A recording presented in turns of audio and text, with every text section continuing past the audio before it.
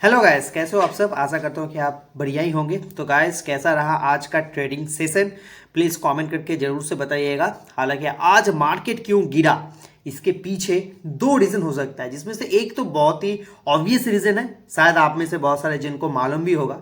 लेकिन एक और रीज़न है जिसके बारे में मैं थोड़ा बात कर लेता हूँ। उसके बाद जो ऑब्वियस रीजन है उसके बारे में भी हम लोग बात करेंगे। तो एक मतलब जो पहला कारण है ना, वो है यूक्रेन ने अनदर अटैक किया रशिया के ऊपर। इस बार जो लॉन्ग रेंज मिसाइल था ना, वो यूके का यूज किया। इससे पहले जो यूज किया था वो था अमेरिका का। अब जेलेंस्की कर क्या रहा है, जेलेंस्की कर रहा है कि रशिया को वो बताना चाहते हैं कि जो मैंने रॉकेट फायर किया था, पहले तो यूएसए का था, अब यूके का है, यानी कि दोनों कंट्री इनको बैक कर रहे हैं और हम आपको अटैक कर रहे हैं। अब देखिए, रशिया तो ऐसा तो है नहीं कि वो चुपचाप बैठेंगे सह लेंगे। हालांकि वो रशिया का तो कुछ बिगाड़ नहीं सकते, लेकिन रशिया भी चुप नहीं हो रहने वाले।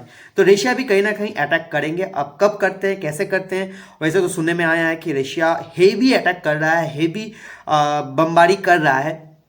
तो अब मालूम नहीं है कि अब ये कहाँ पर जाएगा। हालांकि रशिया के जो पुतिन है ना, वो बहुत चालाक है।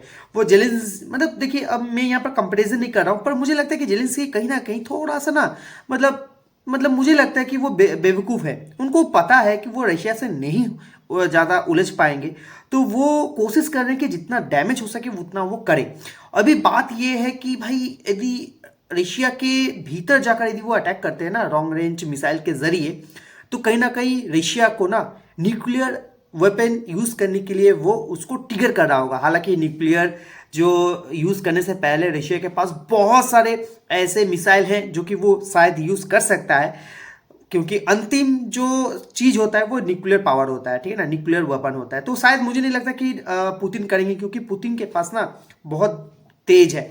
और जेलेंस्की वहीं पर ना, मुझे पता नहीं है कि वो करना क्या चाहते हैं। क्योंकि देखिए, जेलेंस्की जो करेगा ये कुछ महीने में करेगा, यानी कि नवंबर महीने के अभी 9-10 दिन बाकी है, और दिसंबर का महीना है। यहाँ पर वो कुछ यदि कर सकता है तो वो कर सकता है ज़्यादा से ज़्यादा। और 20 जनवरी से तो भाई ट्रम्प आ जाएंगे। यदि ट्रम्प आते हैं तो फिर जेलेंस्की को लेने के देने पड़ जाएंगे। और जेलेंस्की जानते भी हैं कि वो हारने वाले हैं। अब हारने वाले हैं इन द सेंस, यानी कि यह नहीं कि पूरा का पूरा यूक्रेन रशिया के अंडर चला गया, नहीं।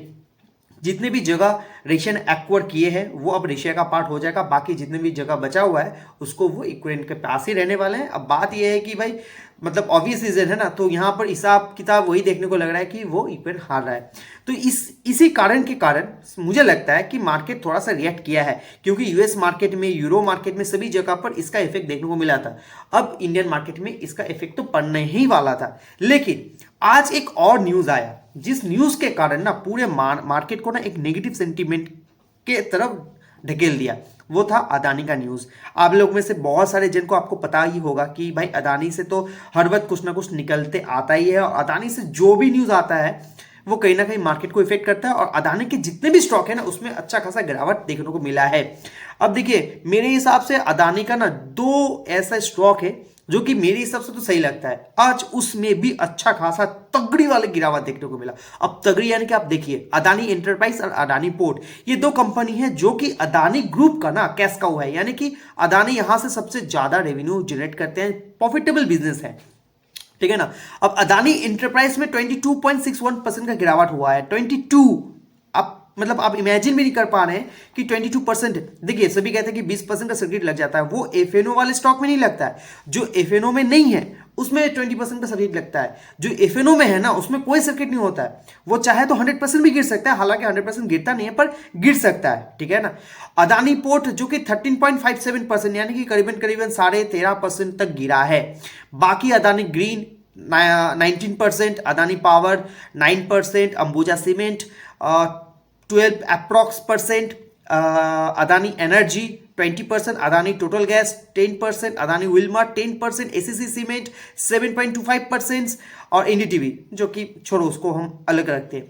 तो ये सारे स्टॉक भाई खतरनाक गिरा है अदानी का। इसके पीछे का रीजन है कि यूएस में अदानी के अगेंस्ट, यानी कि गौतम अदानी के अगेंस्ट और उनके कुछ और 2-4 लोग हैं, उनके अगेंस्ट में अरेस्ट वारंट निकला है। यानी कि अदानी यदि यूएस से जाते हैं और जैसे ही उनके लैंड में अपना पैर रखते हैं, साथ ही साथ उनका जो स्वागत होगा वो पुलिस वाले करेंगे, वहां से उठा के वो लेके जाएंगे। जो मेन मुद्दा है वो है कि मतलब ये अरेस्ट वारंट क्यों निकाला है? देखिए, जैसे कि हमारे यहाँ पर सेबी है, तो वहां पर उनके स्टॉक एक्सचेंज के भी एक रेगुलेटरी बॉडी है। उन्होंने कहा है कि अदानी कुछ फ्रॉड किए हैं। अब फ्रॉड कैसे की? इंडिया में 2000 करोड़ का उन्होंने फ्रॉड किए हैं। अब 2000 का फ्रॉड यानी कि 2000 किसी को रिश्वत दिए हैं, जिसके वजह से अपने जो स्टॉक का जो वैल्यू है उसको बढ़ाने में थोड़ा सा मदद होगा। इस हिसाब से यूएस का कुछ इन्वेस्टर का पैसा अपने कंपनी में लगाने को कहा गया था। ये सारी चीज को मैनिपुलेट करने के बाद जो भी चीज सामने आता है उसके हिसाब से, ठीक है ना। अब ये यूएस गवर्नमेंट का ये है कि भाई उनका पैसा यहां पर आ रहा है फ्रॉडली, ठीक है ना कि मतलब जेन्युइन हिसाब से तो नहीं आ रहा है ना। मैं अपना बैलेंस शीट या फिर जो भी डेटा है ना उसको मैनिपुलेट करके मैं उनके सामने रख रहा हूं और उनसे पैसा ले रहा हूं। तो इस कारण से वहां के जो अदालत है, कोर्ट है, वहां पर गए थे, तो उनके हिसाब से उनका जो भी डॉक्यूमेंट्स या फिर जो भी आप कह सकते हैं कि प्रूफ था, उसके हिसाब से उनकी गवर्नमेंट को लगा कि हाँ इसके अगेंस्ट में हम लोग अदानी को अरेस्ट कर सकते हैं। तो इसी के वजह से अदानी का स्टॉक तो गिरा ही गिरा, साथ ही साथ पूरे मार्केट को भी ले डूबा है। तो मेरा मानना यह है कि जो रिटेलर है, जो न्यू है, बिगिनर है, वो अदानी स्टॉक से दूर रहें, और जो ट्रेडर्स है, जो न्यू है, अभी तो फिलहाल कुछ दिनों के लिए आप ट्रेड छोड़ दीजिए, ट्रेड मत कीजिए, लॉस आपका ही होगा। मतलब बिगिनर और जो इंटरमीडिएट है वो दोनों के लिए मैं कहूंगा कि आप लोग ट्रेड अब तो मत कीजिए, ठीक है ना। अदानी स्टॉक से जितना दूर हो सके आप रहिए, क्योंकि अदानी स्टॉक ना, एक बात तो मुझे मालूम चल गया है कि अदानी स्टॉक में ना न्यूज बेस रिएक्शन होता है। न्यूज अच्छा होगा तो अदानी स्टॉक बहुत अच्छा भागता है, मतलब खास कुछ नहीं भागता है, पर जब गिरता है ना तो भाई बहुत ही तकलीफ देता है। तो इसलिए मैं अदानी से हमेशा दूर रहता हूं। तो आप लोग भी अदानी से मेरे हिसाब से है कि आप दूर रहिए, क्योंकि पिछले वाले ईयर में 2023 में हिंडनबर्ग का रिपोर्ट आया था, जिसके बाद अदानी गिरा था। देखिए, मैंने अदानी का जो इतना भी स्टॉक है ना उसमें एनालिसिस करके मुझे इतना मालूम चला है कि अदानी इंटरप्राइज और अदानी पोर्ट को छोड़कर बाकी कोई भी कंपनी ना प्रॉफिटेबल नहीं है, ठीक है ना। अब कोई है जो कि अदानी पावर फ्यूचर में कुछ अच्छा होगा इसलिए वो अभी से पैसा लगा रहे हैं, अदानी ग्रीन एनर्जी में भी फ्यूचर में कुछ होगा इसके हिसाब से लगा रहे हैं। तो मेरे हिसाब से लगता है कि देखिए भाई, अभी जो न्यूज आ रहा है ना उसके हिसाब से अदानी से दूर रहना ही अच्छी बात है, क्योंकि आपको टेंशन मिलेगा। और जो बिगिनर है, जिनका पोर्टफोलियो ऑलरेडी है, क्योंकि पोर्टफोलियो तो आज लाल था, आप यदि ऐड ऑन करना चाहते हैं आप ऐड ऑन कर सकते हैं। मार्केट अच्छा खासा करेक्शन दिखा रहा है, बहुत सारे स्टॉक अच्छा खासा करेक्शन दिखा रहे हैं, अच्छा अपॉर्चुनिटी है। हाँ, मैं आपको ये कहूंगा कि जब तक ट्रंप अभी तक प्रेसिडेंसी में नहीं आता ना तब तक थोड़ा सा रुक जाइए, क्योंकि यूक्रेन और रशिया का कोई भी मतलब तालमेल तो मुझे देखने को नहीं लग रहा है कि कुछ भी हो सकता है। अब यदि न्यूक्लियर वार हो भी जाता है ना तो फिर कहीं ना कहीं मार्केट और भी नीचे आ सकता है। तो मेरे हिसाब से यही है कि यदि आप कुछ खरीदते हैं तो कुछ पैसा और रखिए, क्योंकि मार्केट यदि और गिरता है तो फिर उसमें ऐड ऑन कर सकते हैं। अच्छा स्टॉक में जाइएगा, कोई भी गलत स्टॉक मत लीजिएगा। मिड कैप में भी बहुत अच्छे अच्छे स्टॉक है जहां पर आपको अच्छा खासा रिटर्न मिल सकता है। और आपको यदि कोई भी टेंशन नहीं लेना है तो लार्ज कैप में जाइए, ब्लू चिप कंपनी में जाइए, जहां पर आपका 100% पैसा तो बनेगा, क्योंकि वो कंपनी डूबने नहीं वाला है। जैसे कि रिलायंस में जा सकते हैं, हालांकि उसमें जो परसेंटेज का प्रॉफिट है ना वो बहुत कम होता है, तो इसलिए आपको ज्यादा जितना बड़ा अमाउंट लगाएंगे ना तो उसमें उतना आपका फायदा होगा, ठीक है ना।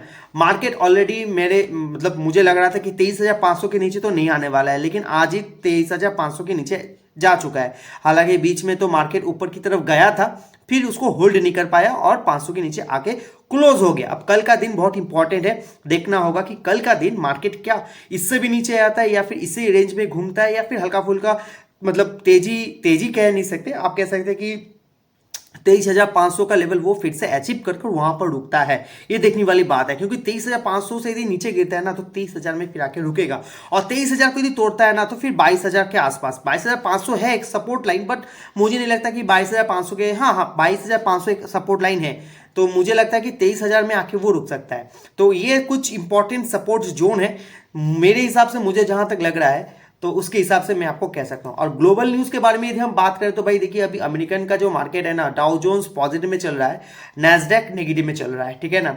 यूरो मार्केट में Germany, France, UK, euro stock सभी का परफॉर्मेंस अभी तक तो फिलहाल पॉजिटिव में देखने को मिल रहा है। और एशियन मार्केट में तो भाई जापान का जो क्लोजिंग है वो भाई नेगेटिव में हुआ है, और ऑस्ट्रेलिया का जो क्लोजिंग है ना वो फ्लैटेड देखने को मिल रहा है। आप कह सकते हैं कि भाई 0.04% के आसपास जाके वो अपना बंद हुआ है। और चाइना का मार्केट तो अभी ठीक ठाक ही लग रहा है। अब देखना है कि कल हमारा मार्केट क्या खेल दिखा सकता है। आपको क्या लगता है आप कमेंट करके बता सकते हैं। बाकी मेरा एडवाइस यही होगा कि आप थोड़ा सा दूर रहिए। अच्छा, एक और चीज, एफआईआई और डीआई का एक बार थोड़ा सा इक्वेशन देख लेते हैं कि यहां पर क्या चल रहा है। फिर से 5,320 करोड़ का सेलिंग एफआईआई ने किया है और डीआई ने भाई 4,200 का नेट खरीदारी किया है। ठीक है ना भाई। एफआईआई तो भाई पता नहीं क्या ही सोच के बेच रहा है भाई, बहुत ही ज़्यादा बेच रहा है, बहुत ज़्यादा बेच रहा है, वॉट एवर। और यदि हम एडीआर स्टॉक के बारे में भी थोड़ा सा देख लेते हैं कि एडीआर स्टॉक में जो बड़े बड़े जो हमारे इन्फोसिस, आईसीआईसीआई, विप्रो और एचडीएफसी के बारे में, भाई सभी का सभी, सॉरी आईसीआईसीआई बैंक पॉजिटिव में है, बाकी सभी का अभी जो चल रहा है मार्केट अभी रनिंग है उसमें हमको नेगेटिव देखने को मिल रहा है। इन्फोसिस फ्लैटेड है, ठीक है ना, उसमें ज़्यादा नेगेटिव नहीं है, पर फ्लैटेड ही आप कह सकते हैं। अब तो भाई रात 1-1:30 बजे तो बंद होगा मार्केट, फिर हमें ओरिजिनल क्या चल रहा है वो मुझे मालूम चलेगा। बाकी इसके ऊपर आपका क्या कहना है प्लीज़ कमेंट करके बता सकते हैं। बस अभी के लिए इतना ही, और जो भी लेटेस्ट अपडेट होगा मैं आपके साथ शेयर कर दूंगा। आपको ये वीडियो से क्या नॉलेज मिला, आपको इसमें इंप्रूवमेंट चाहिए या नहीं चाहिए, और क्या चीज़ मैं इसको ऐड कर सकता हूँ ताकि आपको हेल्प हो पाए, प्लीज़ कमेंट करके आप जरूर से बताइएगा। बाकी अभी के लिए इतना ही रखते हैं, मिलते हैं अगले वीडियो में, तब तक के लिए।